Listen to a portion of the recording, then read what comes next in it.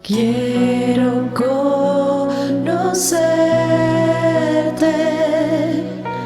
cada día más, a ti, estar en tu presencia y adorar.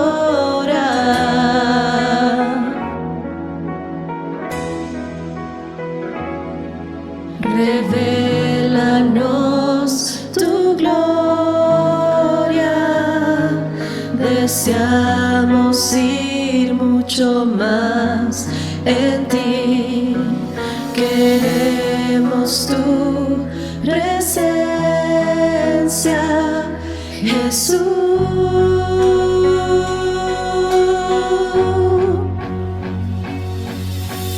Al que está sentado en el trono, al que vive para siempre y siempre, sea la gloria, sea la honra y el poder, sea la gloria, sea la honra y el poder.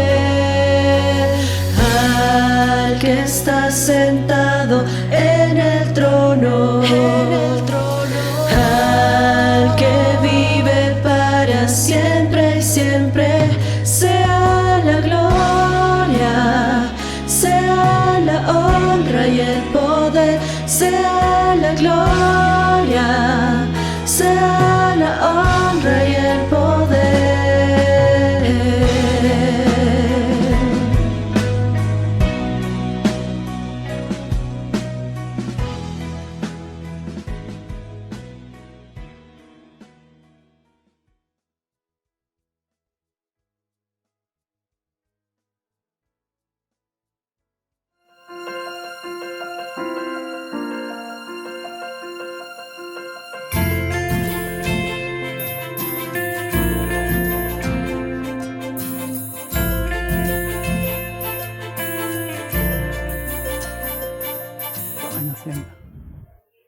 Bueno, esta mañana también es una mañana especial porque como ustedes ven aquí adelante tenemos los elementos que nosotros utilizamos para hacer ¿qué? La cena del Señor o la Santa Cena, ¿verdad? ¿Y por qué es importante este tiempo, hermanos?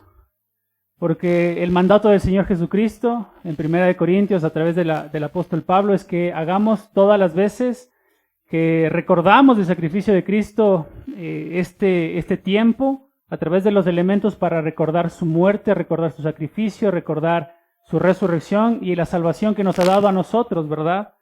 Si antes de iniciar con este tiempo, si nosotros pensamos, mis hermanos, en el Evangelio, ¿qué podríamos decir en resumidas cuentas que es el Evangelio?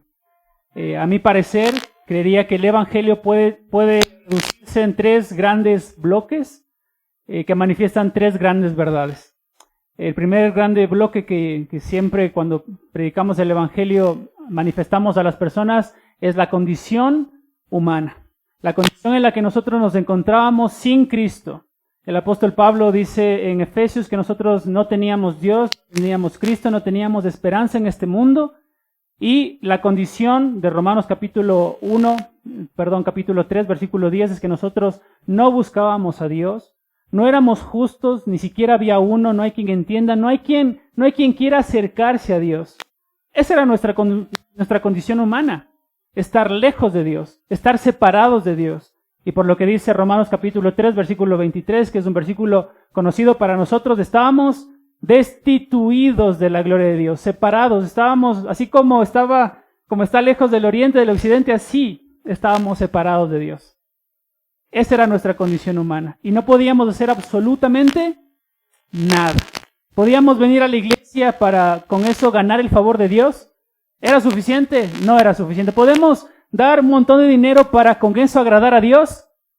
No es suficiente. ¿Podemos obrar cualquiera que sea esa obra para con eso serle agradable a Dios?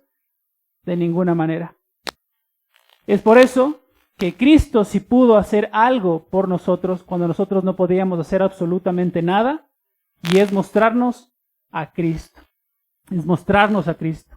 Me salté de un bloque, pero el segundo bloque que resumimos, el Evangelio, la doctrina cristiana, tiene que ver con el juicio que nosotros merecíamos por nuestro pecado y por nuestra condición humana.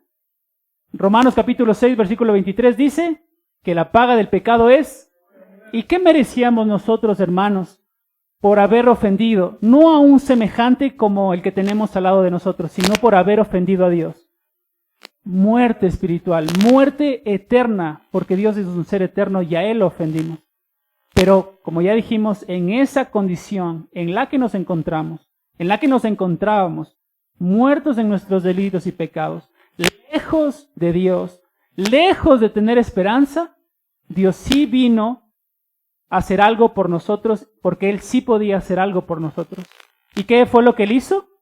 Enviar a su Hijo unigénito al mundo. Cuando nosotros no podíamos alcanzar el cielo, Dios sí podía topar con sus pies la tierra, y vino a morir en una cruz, llevando en sí mismo el pecado de todos nosotros para que hoy podamos nosotros ser salvos en su nombre y tener esperanza y tener un corazón nuevo y tener al mismo Espíritu Santo morando en nuestros corazones que nos guía a toda verdad, hermano. Así que ese es un buen motivo para en esta mañana reconocer una vez más el sacrificio glorioso de Cristo, ¿sí o no? Amén. Y para hacerlo nosotros tenemos que hacerlo con un corazón correcto, hermano. Así que yo quisiera en esta mañana que ustedes por un minutito cierren sus ojos allí y puedan pensar en la exhortación de Pablo en 1 Corintios capítulo 11, de que aquellas personas que se acercan a la cena del Señor tienen que tener un corazón correcto. Tienen que ser limpios de sus pecados, no sea que coman y participan de la cena, del pan y del vino, que es una representación del cuerpo y la sangre de Cristo indignamente. Porque la amonestación del apóstol Pablo es que comen y beben juicio para sí.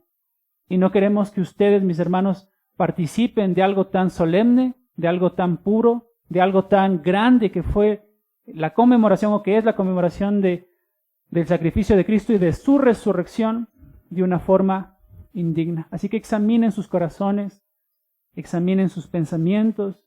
Si es necesario rogarle al Señor que nos perdone, pidámosle perdón al Señor.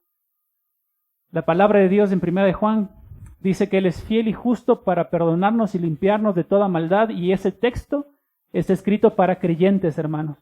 Y a los creyentes se les anima a que confiesen sus pecados, porque Dios es fiel y justo para limpiarnos, hacernos nuevo, dejarnos en la misma condición en la que Él nos puso cuando nosotros vinimos por primera vez a Cristo. Y si usted ya hizo eso, mi hermano, le invito a que ore ahí donde usted está conmigo un momento. Padre, queremos acercarnos a ti y queremos rogarte, Señor, que puedas limpiar nuestro corazón. Y nosotros entendemos cuán grande, cuán profundo y cuán negro era nuestro pecado y la consecuencia que ese pecado merecía sobre nuestra vida, Señor. Pero a través de la gracia y la misericordia que tuvo tu Hijo Jesucristo, nosotros hoy podemos ser libres del pecado. Ya no somos más esclavos del pecado, sino tenemos vida eterna por Él, Señor. Queremos rogarte que nos ayudes a vivir vidas que te agraden, a vivir vidas que te honren, a vivir vidas que sean agradables a tus ojos, y que cuando nosotros cometamos algún pecado, alguna falta, seamos prontos para acudir a tu trono en búsqueda de ese perdón que tú no nos niegas a nosotros, Señor. Gracias por restablecer nuestra comunión y permítanos disfrutar en esta mañana de estos elementos que son figuras de lo que era tu cuerpo y era tu sangre derramada por nosotros en la cruz. Oramos en nombre de Cristo. Amén. Voy a pedir en esta mañana que mis hermanos ancianos, mi hermano Pablo y mi hermano José puedan pasar acá adelante. Mientras lo hacen, este momento que nosotros tenemos de Cena del Señor, ¿quiénes pueden participar de este momento? Como ya hemos dicho antes, todos aquellos que han venido a Cristo en arrepentimiento y fe, todos aquellos que a través del Evangelio manifiestan su necesidad de tener a Cristo y han sido salvos por el Señor Jesucristo. A diferencia de otras iglesias, nosotros no pedimos que hayan cursado antes un curso de bautismo. Hemos dicho antes que este tiempo que estas otras iglesias lo toman es un tiempo prudente donde se identifica los que son verdaderamente creyentes, porque ellos son los que tienen que participar de esta cena. Sin embargo, como ahora nosotros no tenemos ese curso, consideramos que cada uno de ustedes identifique, y como dice el libro de Hebreos, identifiquen ustedes y examinen si están en la fe. Y todos aquellos que saben que están en la fe, que saben que el Espíritu Santo, como dice la palabra de Dios, testifica hacia su mismo Espíritu que son hijos de Dios, pueden participar de este tiempo con nosotros. Así que a los que están todavía sentaditos, abran sus Biblias en 1 Corintios capítulo 11.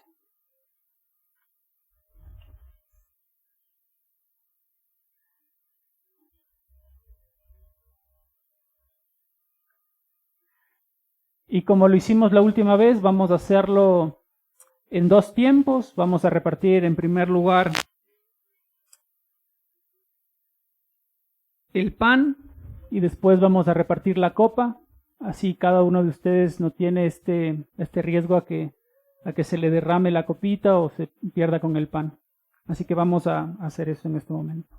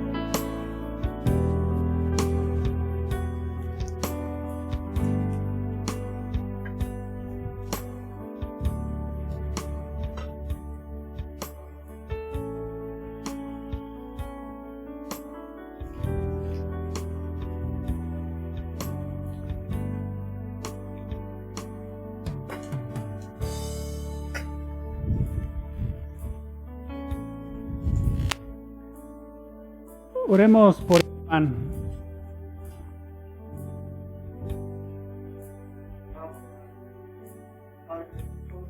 Gracias te damos, Señor, que en tu propósito divino enviaste a tu Hijo amado para que como sacrificio agradable delante de ti pueda ser entregado su cuerpo para perdón de los pecados. Te damos gracias, Señor, por tu sacrificio de hace 2000 años y te pedimos, Señor, que asimismo, como tu cuerpo fue sacrificado, nuestro viejo hombre, nuestra carnalidad, sea sacrificada delante de ti, Señor, y que podamos ser criatura nueva, con corazón de carne, que late siempre a tu sentir. En nombre de Cristo nuestro Señor oramos. Amén. Amén.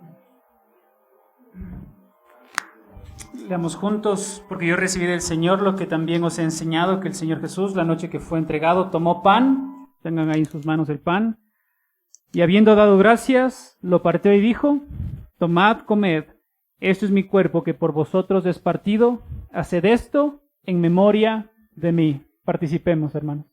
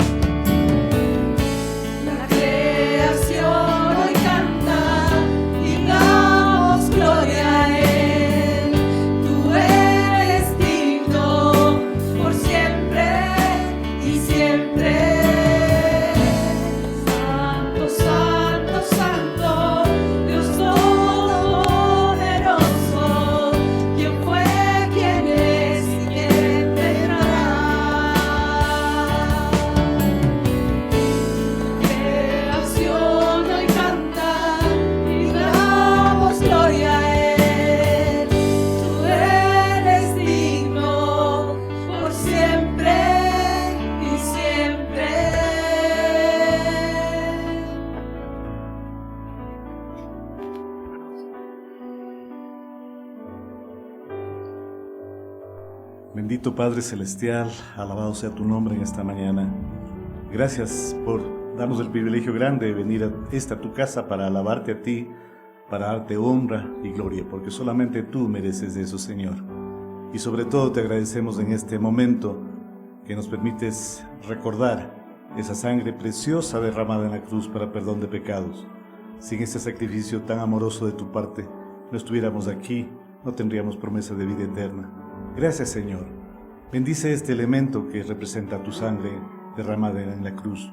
Y Señor, que este momento, que este recuerdo permita a cada uno de nosotros recordar ese amor que tú manifestaste en la cruz, Señor, y que pensemos lo que implica ese rendir tu vida por nosotros.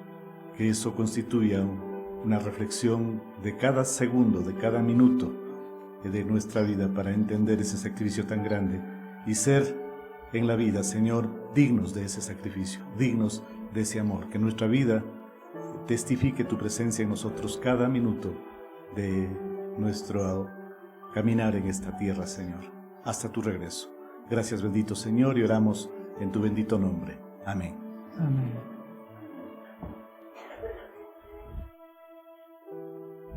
Versículo 25, asimismo tomó también la copa, después de haber cenado, diciendo: esta es la copa del nuevo pacto en mi sangre. Haced esto todas las veces que la bebiereis en memoria de mí. Participemos.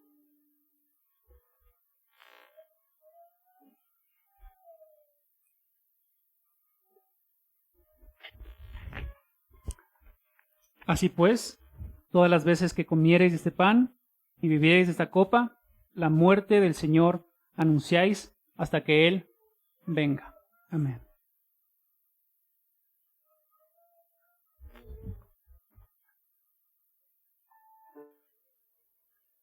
Proverbios capítulo 12.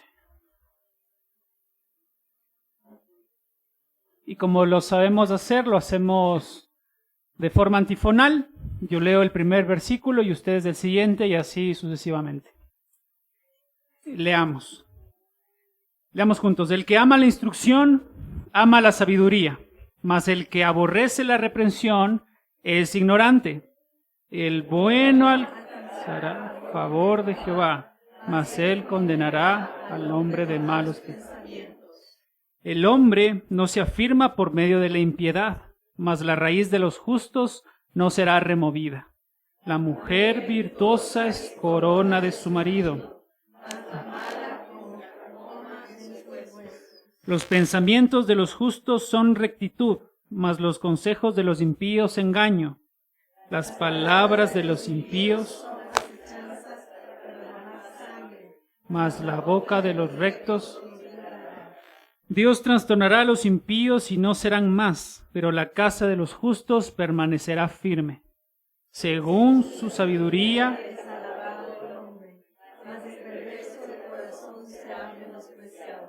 vale más el despreciado que tiene servidores que el que se jacta y carece de pan.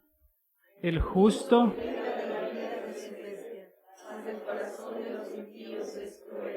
el que labra su tierra se saciará de pan, mas el que sigue a los vagabundos es falto de entendimiento.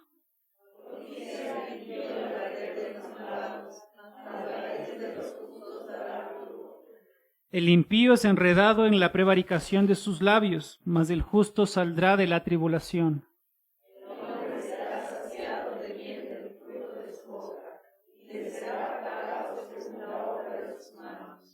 El camino del necio es derecho en su opinión, mas el que obedece al consejo es sabio.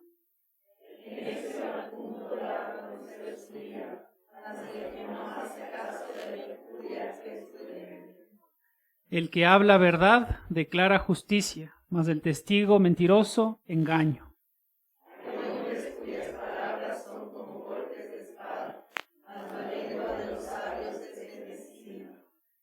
El labio veraz permanecerá para siempre, mas la lengua mentirosa solo por un momento.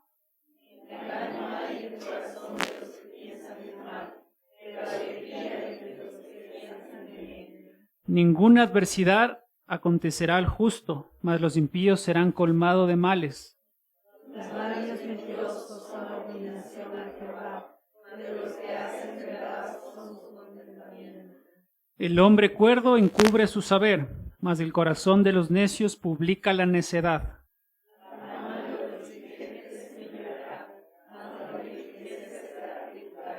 La congoja en el corazón del hombre lo abate, mas la buena palabra lo alegra.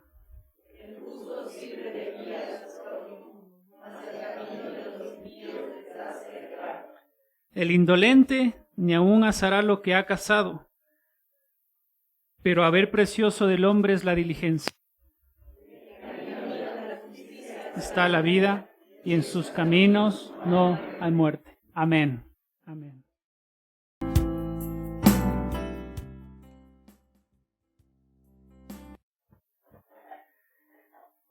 Bueno, hermanos, hemos llegado al tiempo de la prédica.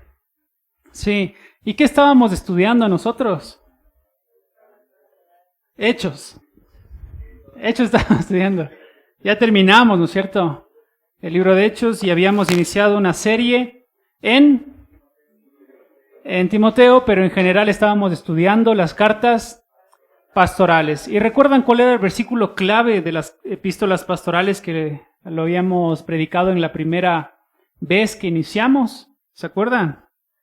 Primera de Timoteo, capítulo 3, versículo 14 y 15, ¿no es cierto? En el que, una vez más lo leemos: esto te escribo, aunque tengo la esperanza de ir pronto a verte, para que si tardo sepas cómo debes conducirte en la casa de Dios, que es la iglesia, columna y baluarte de la verdad. Ahora ya llegamos al capítulo 3 y ya recibimos una enseñanza del versículo 1 al versículo 7 sobre los requisitos de aquellas personas que son reconocidas en la iglesia como ancianos, pastores, presbíteros o obispos, que en toda la Biblia se utiliza de una forma intercambiable cualquiera de estos nombres. Y vimos cuáles eran los requisitos. Y les hago una pregunta: ¿esos requisitos son difíciles de cumplir? En cierta medida son un alto estándar de lo que Dios espera que nosotros, aquellas personas que estamos dirigiendo a la iglesia, tengamos, ¿verdad? Pero si nosotros no tuviéramos esos estándares, ¿creen ustedes que nosotros podríamos honrar al Señor como Dios espera ser honrado? De ninguna forma. Entonces Dios quiere que en el servicio de su iglesia tengamos esa vara bien en alta de lo que Dios espera de nosotros. Es verdad que lo que se predicó la anterior vez que compartimos estos versículos del 1 al 7, no estamos diciendo que aquellas personas que presentan un servicio en iglesia tienen que ser perfectas. Porque de otra forma, en esa perfección estaríamos diciendo que esperamos que las personas que ocupan el liderazgo de la iglesia no pequen. Y hay personas que no pequen. Mis hermanos, aún incluso si nosotros ya tenemos al Espíritu Santo morando en nosotros, pecamos, no voluntariamente, pero pecamos. Entonces no habla de personas perfectas, pero sí habla de personas que constantemente están buscando cumplir esos estándares y llegar a la meta y a esa vara que Dios ha puesto de lo que Él espera que un hombre y una mujer sean en la iglesia. ¿Se dan cuenta? Hay un libro que se llama La gloria de una verdadera iglesia, escrita por Benjamin Kick, una persona, estamos hablando de hace unos cuantos 200 años atrás, 300 años atrás, en la que él arma un libro en el que él decide poner las cosas en cómo debería manejarse la iglesia de su tiempo. Y algo que me llama a mí mucho la atención es que él dice: hay una gran diferencia entre una iglesia que sabe que no es perfecta, pero no hace nada para cambiarlo. Pero sí hay una tremenda otra tremenda perspectiva de una iglesia que sabe y que considera que no es perfecta, pero que camina tomando pasos para lograr alcanzar aquello que Dios demanda en su palabra. Y la pregunta para nosotros esta mañana es: ¿qué clase de iglesia queremos ser? Sabemos que tenemos muchas cosas que cambiar, muchas cosas que implementar, muchas cosas que por ahí estamos haciendo mal. Pero nuestro deseo, mis hermanos, es que aunque sabemos que somos imperfectos, aunque sabemos que no hacemos todas las cosas siempre correctas, estamos caminando a lo que Dios quiere que hagamos como iglesia y no simplemente estamos ignorando lo que Dios ha dicho en su palabra. ¿Se dan cuenta? Así que ahora tenemos por estudiar juntos el versículo 8 al versículo 13 del capítulo 3. Así que vamos a leerlo juntos. Dice: los diáconos asimismo deben ser honestos, sin doblez, no dados a mucho vino, no codiciosos de ganancias deshonestas, que guarden el misterio de la fe con limpia conciencia. Y estos también sean sometidos a prueba primero, y entonces ejerzan el diaconado si son irreprensibles. Las mujeres asimismo sean honestas, no calumniadoras, sino sobrias, fieles en todo. Los diáconos sean maridos de una sola mujer y que gobiernen bien sus hijos y sus casas, porque los que ejercen bien el diaconado ganan para sí un grado honroso y mucha confianza en la fe que es en Cristo Jesús. Oremos. Padre, le rogamos en esta mañana que su Espíritu Santo nos mueva a toda verdad. Que tu Espíritu Santo nos enseñe, Dios, que podamos tener nosotros hoy un corazón y oídos atentos a tu palabra para llegar al final de la predicación y estar dispuestos, Dios, a servirte, a seguirte y adorar, Señor, tu nombre en la manera en la que nosotros nos conducimos, no solamente en medio de la iglesia, sino fuera de ella, Dios. Queremos rogarte que usted pueda estar con nosotros, acompañarnos en este tiempo y sea usted, Señor, hablando a cada corazón de mis hermanos aquí presentes. Oramos en el nombre de Jesús. Amén. Amén. Bueno, en esta mañana nosotros tenemos que hablar acerca de los diáconos, ¿ya? Y específicamente de los diáconos que de alguna forma están incluidos como aquellas personas que nosotros como iglesia deberíamos reconocer para darles un lugar de servicio en medio de la iglesia, ¿ya? Pero nosotros debemos entender en primer lugar qué son los diáconos, ¿verdad? Y debemos preguntarnos en esta mañana qué significa el diácono. Bueno, la palabra diácono es una palabra griega que se pronuncia exactamente igual, diácono, o también es traducido como diaconeo o diaconía. Todos estos términos son usados en el Nuevo Testamento, y noten esto, para hablar acerca del servicio o para describir a una persona que sirve. Abran conmigo sus Biblias, por favor, en Juan capítulo 2, versículo 5. Abran conmigo sus Biblias. Juan capítulo 2, versículo 5, para ver algunos ejemplos de cómo se utiliza la palabra servicio o, por implicación, personas que sirven en este contexto del uso de la palabra diáconos o diaconía o diaconeo. ¿Sí? Mientras ustedes lo buscan, para ver un ejemplo, vamos a decir que estas palabras, diáconos, diaconía o diaconeo, se utilizan alrededor de 100 veces en el Nuevo Testamento para describir las cosas que ya dijimos. Una persona que sirve o el servicio de una forma general. Y miren Juan capítulo 2, versículo 5, en el contexto de las bodas de Caná, donde Jesucristo hizo su primer milagro, dice, su madre dijo a los que servían, esa es la palabra que se traduce como diáconos, servían, haced todo lo que Él os diga. Lucas capítulo 4, versículo 39, si ustedes también lo quieren buscar, en el contexto de Jesús sanando a la suegra de Pedro, dice, e inclinándose a ella, haciendo referencia a Jesús, reprendió a la fiebre, y la fiebre le dejó, y levantándose ella, ¿quién? La suegra de Pedro, al instante les servía. ¿Y cuál es esa palabra? Diaconeo. También en Romanos capítulo 13, versículo 4, se utiliza la palabra diáconos para referirse a aquellas personas que tienen una autoridad estatal y que sirven, en este caso, al Estado con el objetivo de ser ayuda al Estado para que puedan hacerse cumplir las leyes del país en el que se vive. Miren cómo dice, porque es, hablando de esta persona, servidor. Esa palabra servidor es la palabra diáconos de Dios para tu bien. Pero si haces lo malo, teme, porque no en vano lleva la espada, pues es, una vez más, servidor de Dios, vengador para castigar al que hace lo malo. Entonces, mis hermanos, cuando nosotros vamos a la Biblia y vemos estas referencias de estas tres palabras que se utilizan para describir el servicio o personas que están sirviendo, estamos hablando de que la palabra diáconos hace referencia a personas que sirven, a personas que ayudan en medio de la iglesia, a personas que, en otras palabras, cumplen una función de ayudar a otros. ¿sí? Es más, si nosotros vemos lo que dice Juan capítulo 12, versículo 26, Jesucristo afirma que las personas que sirven son aquellas personas caracterizadas por servir de alguna forma a Cristo, por mirar a Cristo. Él es la fuente del servicio de todo. Miren lo que dice Juan capítulo 12, versículo 26, dice, si alguno me sirve, por ende, dice, sígame. Es una persona que le sigue. Si alguien sirve a Jesús es porque le sigue. Y donde yo estuviere, allí también estará mi servidor.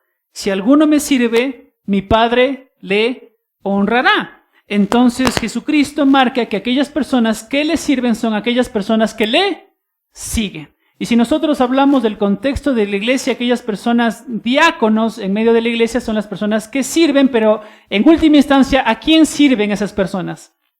Al Señor, al Señor. Entonces no cabe duda que todos, hermanos, y noten esta palabra y voy a hacer énfasis, todos aquellos que hemos sido salvos por nuestro Señor Jesucristo, ¿cómo debemos llamarnos? Diáconos. Porque aquella persona que conoce al Señor, le sigue, y el que le sigue, le sirve. El que le sigue, le sirve. Entonces todos nosotros, mis hermanos, somos llamados a servir al Señor. Todos nosotros somos llamados a vivir vidas que se enfoquen en servir al resto de personas, porque al servir a los demás nosotros servimos a nuestro Dios. ¿Recuerdan ese pasaje en el ministerio del Señor Jesucristo? Que Jesucristo estaba con sus apóstoles y el Señor Jesucristo les dice a ellos, de alguna forma les dice, discípulos, cuando tuve hambre me disteis de comer y tuve sed y me dices de beber. Dice, estuve en la cárcel y me visitasteis. Estuve desnudo y me cubristeis. Y los discípulos se quedan asombrados y le preguntan al Señor Jesucristo, pero nunca hemos hecho esto contigo, Señor. ¿Y qué respondió el Señor? Si esto hacéis a alguno, estaba hablando a otras personas, a mí lo hacéis. Y termina diciendo el versículo, porque ni un vaso de agua en el nombre del Señor Jesucristo pasará desapercibido. Entonces se dan cuenta, mis hermanos, que nosotros somos llamados a servir al Señor sirviendo a los demás, sirviéndonos unos a otros, y todos aquellos que conocemos del Señor Jesucristo somos llamados a hacer eso. Es decir, que todos los que estamos aquí presentes tenemos que estar involucrados en el servicio a Dios en medio de la iglesia. Pero ahora tenemos que ser puntuales, mis hermanos. ¿Por qué razón? Porque el capítulo 3 de 1 Timoteo no está hablando de una forma general de aquellas personas que sirven en la iglesia, sino más bien está siendo de una forma específica para hablar de alguien que sirve al Señor, pero que lo hace con más intensidad. Está hablando de gente en la que Dios ha puesto en su interior un deseo de ser parte de la obra de Dios en la iglesia local, y esas personas, nosotros como iglesia debemos identificarlos y darles un lugar para que ellos ejerzan este servicio en medio de su iglesia. Me hago entender, hermanos, todos nosotros somos llamados a servir, ¿verdad? Pero hay personas de parte del Señor que Dios ha puesto en sus corazones acercarse a la iglesia, ser constantes en la iglesia con el objetivo de ser utilizados en su iglesia local para servir, en este caso, en Siloé, a los hermanos de Siloé. ¿Se dan cuenta? Personas que sirven al Señor, pero que lo hacen con más intensidad, y estas personas son aquellas que nosotros, en ese caso que estamos en liderazgo, debemos identificar, o que la iglesia debe identificar, para darles lugares y que ellos puedan hacerlo efectivamente. Este pasaje que estamos revisando en esta mañana, junto con Filipenses capítulo 1, versículo 1, son los únicos pasajes en los que nos hablan de la palabra diácono para referirse, y vamos a poner entre comillas, para referirse acerca de un cargo en la iglesia, entre comillas, porque no es un cargo en la iglesia como ya lo vamos a explicar, sino más bien es una responsabilidad en la iglesia. Pero estos dos pasajes, Filipenses 1:1, que dice, Pablo y Timoteo, siervos del Señor, a todos los santos en Cristo Jesús que están en Filipos, con los obispos y diáconos. Este versículo, junto con el que hoy estamos revisando, son los dos únicos del Nuevo Testamento que hacen referencia a cargos de personas que deben ser colocados en la iglesia. ¿Ok? Y las 98 veces restantes del Nuevo Testamento, esa palabra simplemente hace referencia al servicio general que los cristianos deben dar. ¿Hasta ahí estamos de acuerdo? Sí, vamos bien. Ahora, mis hermanos, también tenemos que hacer una puntualización. Si ya sabemos quién es un diácono, debemos decir nosotros qué no es un diácono. Bueno, y les cuento algo que nos pasó junto con mi esposa. Estábamos en algún momento visitando a una hermana. Esta hermana tenía en su familia, en otro país, a un hermano de ella que estaba sirviéndole al Señor en una iglesia. Y esta hermana estaba un poco molesta porque ella nos decía a nosotros, pero ya va 15 años, va 20 años, va un montón de tiempo sirviendo a la iglesia como diácono y no es pastor. Entonces está sirviendo y sirviendo y sirviendo y no le promueven a pastor. Bueno, lo que estamos diciendo acá con eso, mis hermanos, el diaconado en la iglesia no significa un paso antes para convertirte en pastor. A eso nos está refiriendo esta palabra diácono. Más bien está hablando de cargos porque, como vimos en el versículo 1 al versículo 7, está hablando de cosas específicas que tiene que tener una persona que ha sido llamado al obispado, al pastorado, al presbiterado, o ser llamado anciano, específicas, y ellos cumplen una función que se ha dicho es la función espiritual de parte de la iglesia, dirigir a la iglesia, un liderazgo espiritual. Pero cuando hablamos sobre estos requisitos de personas diáconas en medio de la iglesia, estamos hablando de personas que van a cumplir una función más de estar con la gente, más de la parte física, más de la parte externa. Aunque parecería un poquito que únicamente los ancianos entonces van a hablar y hablar, ¿no es cierto? Y los diáconos van a ser aquellos encargados de hacer la otra parte, de ninguna forma. Pero sí, los diáconos van a tener una función de estar más involucrados en la vida de los hermanos de la iglesia, quizás no en la misma medida que los ancianos puedan estar involucrados. Pero tiene que ver con eso. No es un paso previo a ser pastor, sino son dos funciones diferentes, pero que son complementarias porque esas dos funciones tienen el objetivo de que honremos juntos al Señor en la iglesia y lo adoremos, ¿verdad? Entonces son dos funciones diferentes pero complementarias. La siguiente pregunta que debemos hacernos en esta mañana es ¿dónde nació el ministerio de los diáconos? ¿Verdad?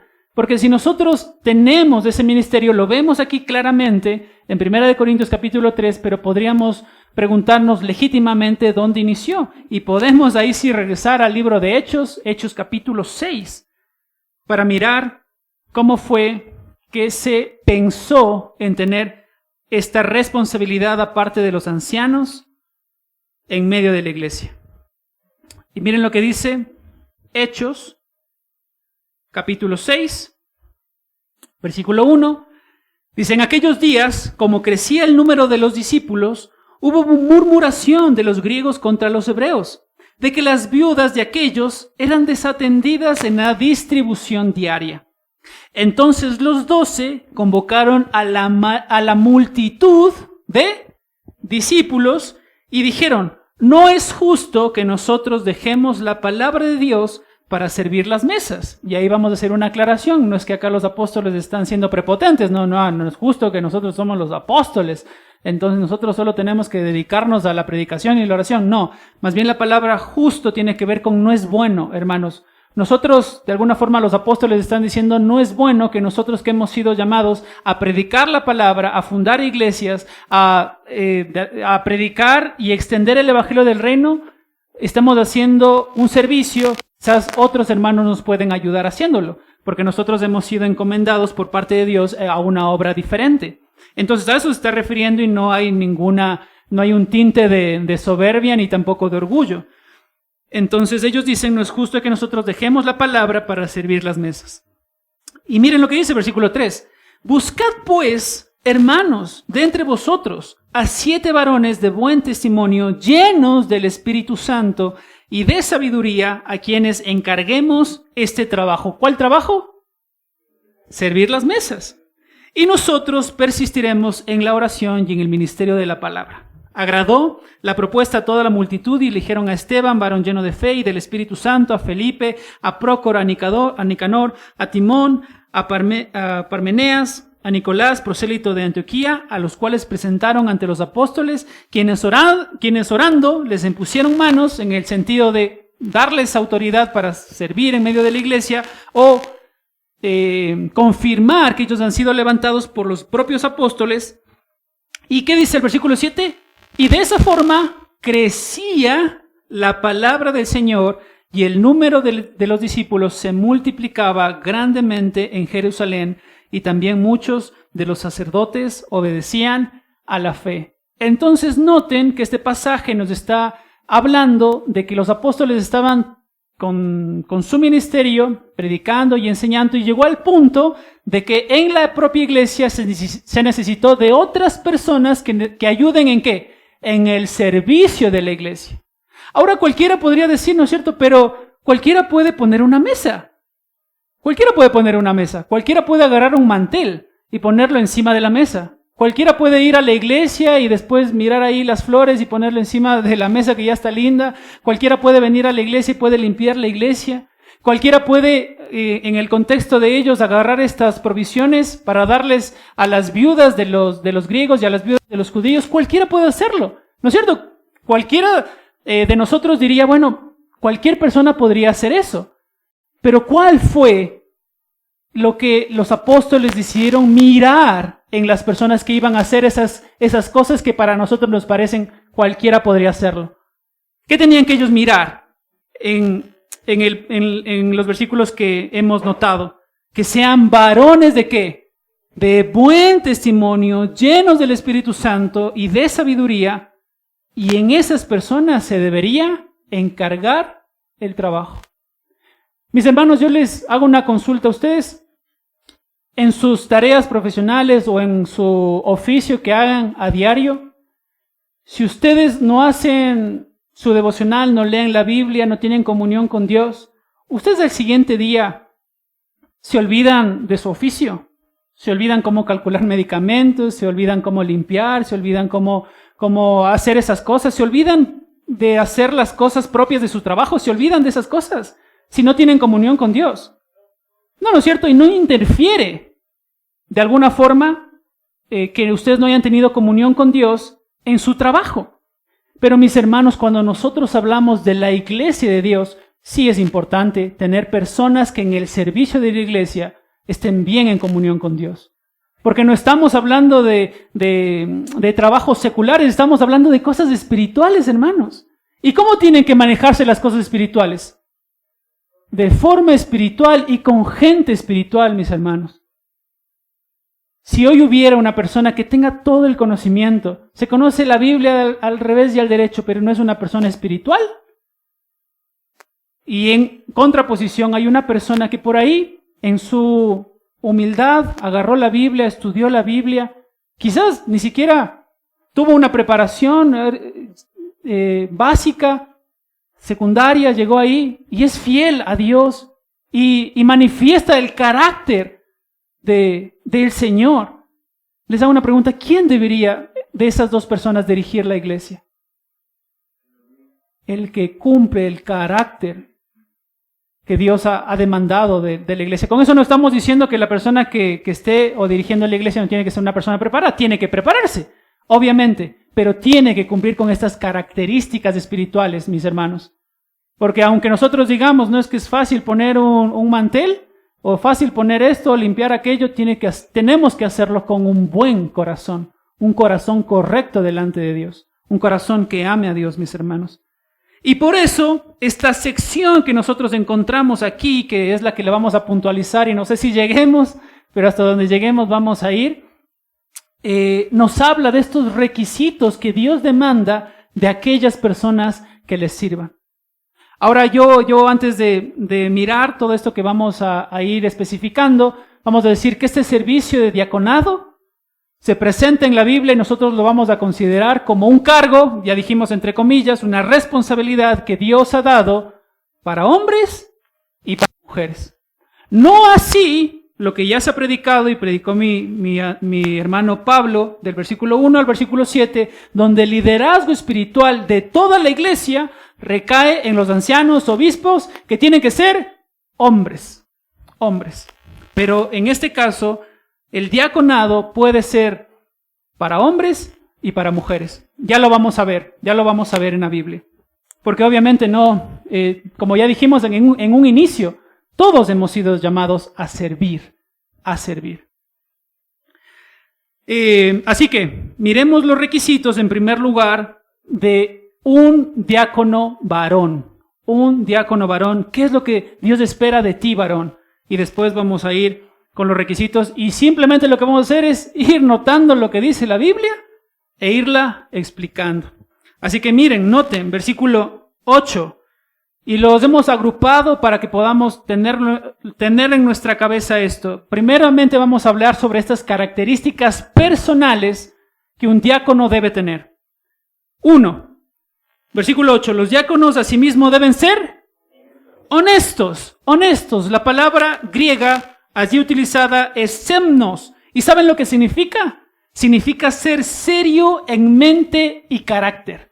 Ser serio en mente y carácter. Y yo no estoy diciendo que uno de los requisitos del diácono es que tiene que ser bravo o enojón. No tiene que ser bravo o enojón.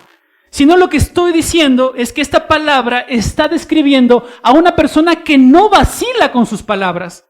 A una persona que cuando habla tiene el objetivo de transmitir verdad. Y en esa transmisión de la verdad espera que la gente le crea. Ustedes conocen, mis hermanos, gente que todo el día está haciendo chistes.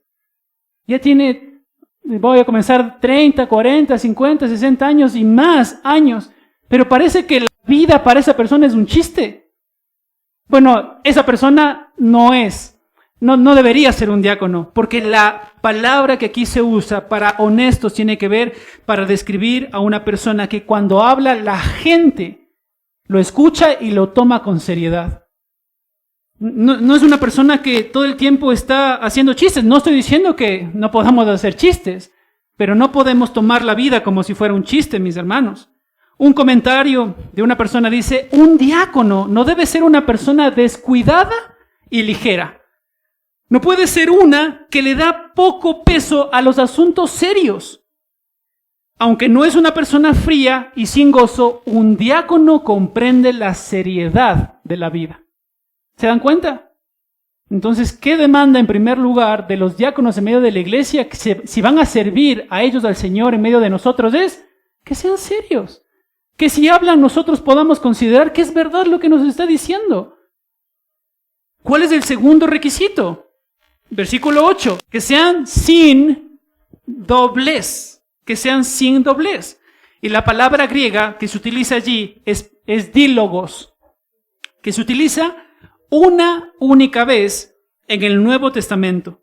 ¿Y saben a lo que se hace referencia? Hace referencia a una persona que no tiene una, sino dos lenguas.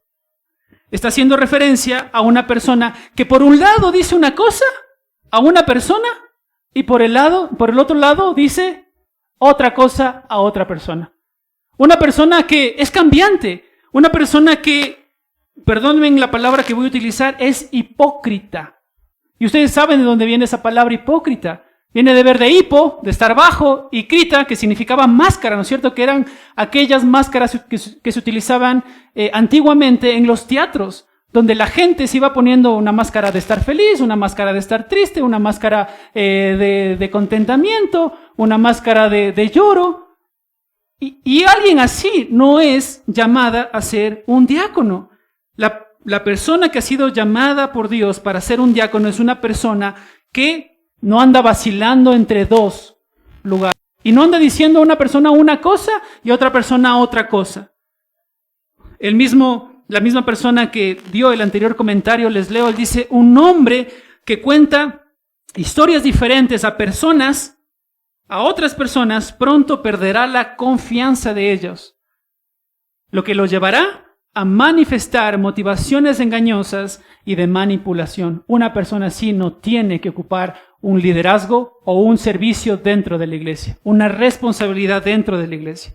Así que una tiene que ser honestos, y ¿qué habíamos dicho? Con honestos tiene que ser serio, una persona seria. En segundo lugar, no tiene que tener doblez. ¿Y qué implica eso? Que no tiene que tener dos lenguas. Habla por un lado y después habla por el otro. Tiene que seguir una misma conducta. Tiene que ser íntegro. Tiene que ser caracterizado por su sinceridad. En tercer lugar, mis hermanos, versículo 8, no dados a mucho vino. Y no vamos a entrar acá en por ahí un poco en la discusión si tomar vino o no es correcto o incorrecto. Pero lo que sí está diciendo, y noten la palabra que utiliza aquí es la palabra prosecho, que significa volver la mente. O también puede ser traducida como ocuparse con. Entonces, lo que está describiendo es alguien en quien su mente no está ocupada en ser controlada por los vicios, y en este caso el alcohol. Entonces, una persona que no está siendo controlada, o su mente y su interior no está procurando correr hacia esos vicios, sino que es una persona que tiene mesura, una persona que no se deja controlar por estas cosas. En cuarto lugar, mis hermanos, ¿qué más hablando sobre el carácter personal? Dice, no codicioso de ganancias deshonestas. No codicioso de ganancias deshonestas. Y nosotros habíamos dicho que los lugares de anciano y los lugares de diáconos no deberíamos verlos en la iglesia como si fueran cargos. Como si fueran cargos, tal como si fuera una empresa en la que nosotros también ocupamos un cargo. En la iglesia tenemos, en esta empresa tenemos prestigio, en esta empresa tenemos reconocimiento económico, en esta empresa tenemos por implicación algunos beneficios. No deberíamos ver nosotros así tanto estas responsabilidades de ser ancianos o de ser diáconos. ¿Por qué razón? Porque lo ideal del pensamiento de las personas que le sirven al Señor tiene que ser que nosotros en amor servimos a la iglesia, y la iglesia en amor reconoce el servicio de las personas que sirven en medio de su iglesia. Pero todo tiene que ver con el amor y no por una ganancia deshonesta. No por una ganancia deshonesta, no por sacarle beneficio a la iglesia. Las personas que anhelan servir al Señor no deben hacerlo con el objetivo de sacarle provecho a la iglesia, de sacarle dinero a la iglesia. Como esa iglesia se congregan tantas personas, entonces me voy a hacer contador de la iglesia. No estoy diciendo nada de los contadores de la iglesia. Digo, no, solo por poner un ejemplo, entonces voy a meterme en medio de la iglesia para sacar provecho de la iglesia. No tiene que ser una persona así. Les hago una pregunta, mis hermanos. En el primer siglo, ¿quiénes eran las personas que de alguna forma administraban el dinero? No eran los apóstoles, aunque los apóstoles en alguna ocasión llevaron una ofrenda hacia Jerusalén. Pero no eran los apóstoles, eran los diáconos. Pero ¿cómo los apóstoles podrían haber descansado en su tarea de predicación y oración si los diáconos eran gente oportunista y gente avara? ¿Cómo hubieran descansado ellos? Si en manos de personas de esa clase iba a ser administrada el dinero. No podían haber descansado. Un comentarista dice, era esencial que los diáconos no fueran avaros para que no pusieran en peligro su honradez. Es necesario que no sean avaros. Eso en cuanto a las características personales, mis hermanos. Así que repasemos juntos. ¿Qué se demanda en el carácter personal de una persona que es llamado al diaconado? Que sea honesto, que sea sin doblez. ¿Honestos a qué se refería? Una persona seria. Que sea sin doblez, que no tenga dos lenguas, ¿no es cierto? Que por un lado dice una cosa y por el otro lado dice otra. Que no sean dados al mucho vino, que implica que no se deje en su vida dominar por vicios. En cuarto lugar, que no sea codicioso de ganancias deshonestas, que implican no avaricia, no ser una persona que quiere sacarle un provecho a la iglesia. Ahora, ¿qué en cuanto acerca de la vida espiritual de esta persona? Miren lo que dice, más abajo, versículo 9, que guarden el misterio de la fe con limpia conciencia. Que guarden el misterio de la fe con limpia conciencia. Y la pregunta en esta mañana es, ¿qué es el ministerio de la fe? Ustedes saben, y quizás si ustedes han leído el Nuevo Testamento, ustedes reconocen que Pablo utiliza en muchas ocasiones en sus cartas la palabra misterio. Y quizás para nosotros parecería difícil decir, bueno, Pablo habla de un misterio y nunca nos cuenta qué es el misterio, pero la realidad es que si nosotros nos podemos saber detenidamente del misterio en el que Pablo cada vez que hace referencia, Pablo lo explica. Por ejemplo, cuando Pablo habla sobre el misterio de la iglesia, ¿qué dice acerca del misterio de la iglesia? Que antes, en el Antiguo Testamento, las personas que eran levantadas por Dios no entendían que Dios, cuando venga el Cristo, venga el Mesías, levante también otro pueblo para que de los dos se haga un solo pueblo. Judíos por un lado y gentiles por el otro. Y eso era un misterio en el sentido de que en el Antiguo Testamento no era visible. Pero cuando Jesucristo llega y los apóstoles comienzan a dar la doctrina, obviamente dada por el Señor Jesucristo, ellos ahora interpretan que el misterio de la iglesia era que hombres y mujeres, judíos y gentiles, podamos ser parte de un solo cuerpo, que es la iglesia, el cuerpo de Cristo. Entonces, ¿a qué hace referencia el misterio de la fe? Y nosotros podríamos decir entonces que ya estamos del otro lado del Nuevo Testamento, que nosotros ya tenemos de alguna forma la película completa de lo que pasó en el Antiguo Testamento, que hoy nosotros a través de la fe sí hemos entendido con claridad que Cristo es el Salvador del mundo. Nosotros ya entendemos con claridad que ahora el Espíritu Santo mora en nosotros. ¿En qué sentido? Que en el Antiguo Testamento, ¿cómo era el obrar del Espíritu Santo en el Antiguo Testamento? Venía, el Espíritu Santo actuaba a través de esas personas y de vuelta regresaba y se iba. No era permanente, pero ahora nosotros en el Nuevo Testamento, el Señor Jesucristo nos mandó un Consolador que mora en nosotros permanentemente y Él es el sello del Espíritu Santo. Entonces hoy nosotros podemos entender que Cristo es el Salvador del mundo, que el Espíritu Santo mora en nosotros, que ahora nosotros somos parte de este cuerpo que es la iglesia, unido con los judíos y gentiles, somos un solo cuerpo y que anhelamos ahora el pronto regreso de Cristo con el fin de estar siempre con Él. Entonces, ¿qué es este misterio? Es todo lo que ya hemos dicho ya, mis hermanos. El ministerio de la fe tiene que ver con todo este compendio de doctrinas cristianas que nosotros ahora las entendemos después de haber comprendido el Antiguo Testamento a través de Cristo. En otras palabras, mis hermanos, si yo fui confuso con toda esa explicación, o quizás si alguno de ustedes no me entendió cuando hablamos acerca del ministerio de la fe, hablamos de que el llamado que los obispos tienen es que aquellas cosas en las que han sido enseñados en la fe, ellos lo vean con gran valor. Porque es el Evangelio de Cristo. Ellos han entendido a Cristo, ellos han entendido su Espíritu, ellos han entendido la iglesia, ellos han entendido todas estas cosas en el Nuevo Testamento ya reveladas. Y es necesario que los obispos guarden esas verdades.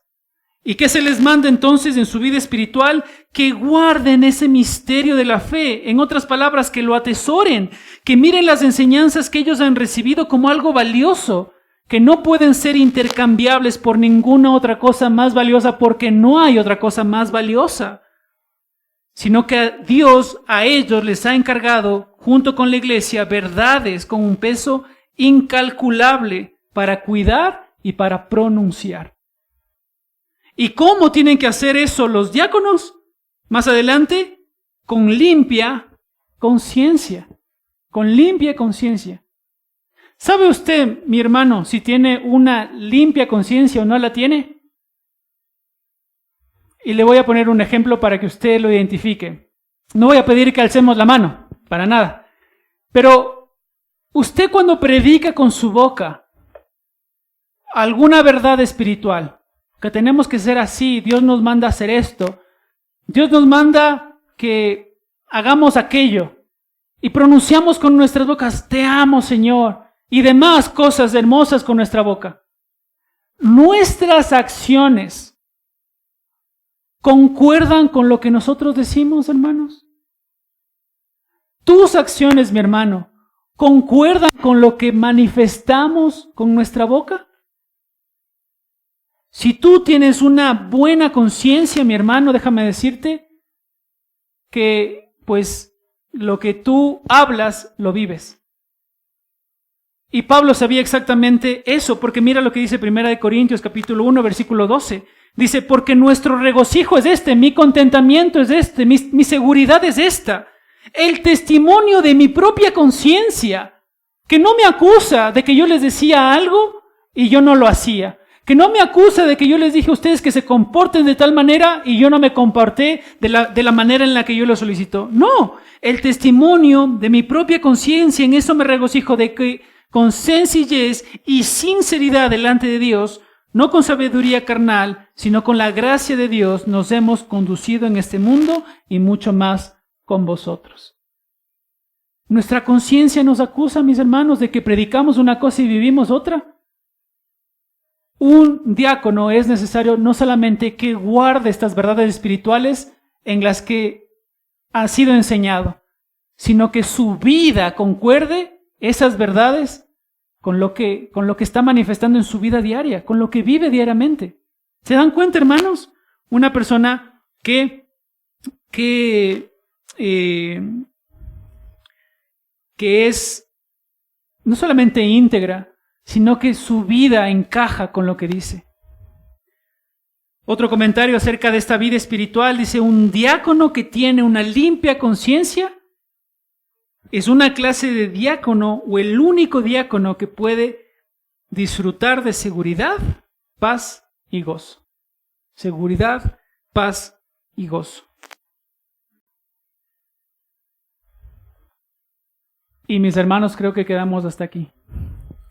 Y vamos a seguir la siguiente semana. ¿Sí? Son 12:10 y vamos a seguir con esta exposición la siguiente semana. ¿Okay? Oremos juntos al Señor. Pónganse en pie.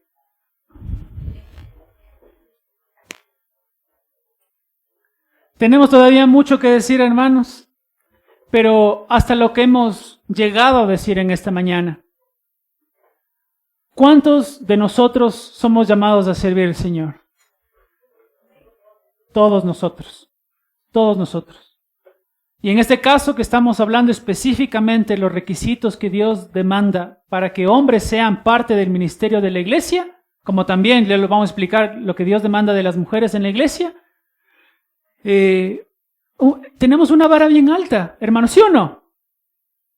Y quizás nosotros podemos correr el riesgo de decir, no, estas cosas que hemos estudiado del versículo 1 al 7, eso era para los ancianos, eso era para los pastores.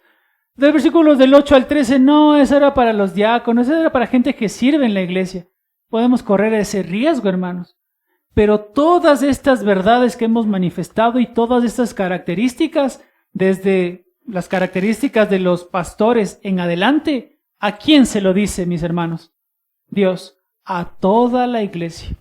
Y Dios espera que todos nosotros podamos comportarnos irreprensibles, fieles a nuestras esposas, a nuestros esposos, sobrios, prudentes, decorosos, hospedadores, no pendencieros, no codiciosos y demás otras cosas que ya se ha predicado.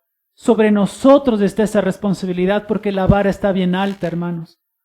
Eso es lo que Dios espera de nosotros. ¿Se dan cuenta? Ahora nosotros por nuestra conveniencia vamos a bajar la vara. Ni aunque quisiéramos, hermanos. Ni aunque quisiéramos. La vara está bien en alta y procuremos con nuestras vidas alcanzarla. Amén. Oremos. Padre que estás en el cielo, gracias le damos por su palabra. Queremos rogarte que puedas enseñarnos, que puedas ser alabado, Señor, por ella. Queremos, Señor, a través de nuestras vidas, mostrar que tú nos has dado mandamientos y tus mandamientos debemos guardar, Señor. Tu palabra dice que tus mandamientos en ti no son gravosos, no implican que nosotros sea una carga gigante para nosotros, sino que en fidelidad podamos hacerlos, y si lo hacemos, Señor, cuánto más usted va a obrar en nosotros para que nos vaya bien, Padre.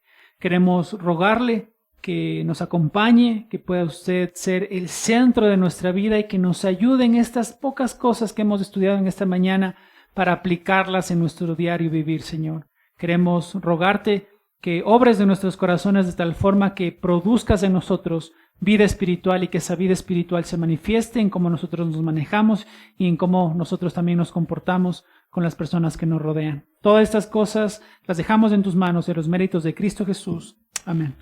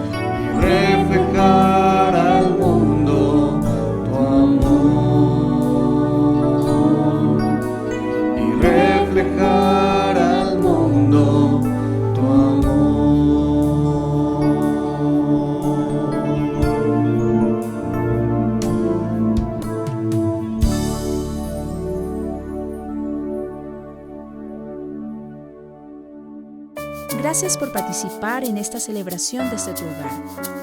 Damos gracias a Dios por la oportunidad de escuchar su palabra. Recordemos siempre que como una sola iglesia nos mantenemos unidos en oración con cristianos alrededor del mundo. Nuestra actitud frente al mundo siempre será de constante alabanza y adoración a Jesucristo, con oraciones de súplica y agradecimiento. Bendiciones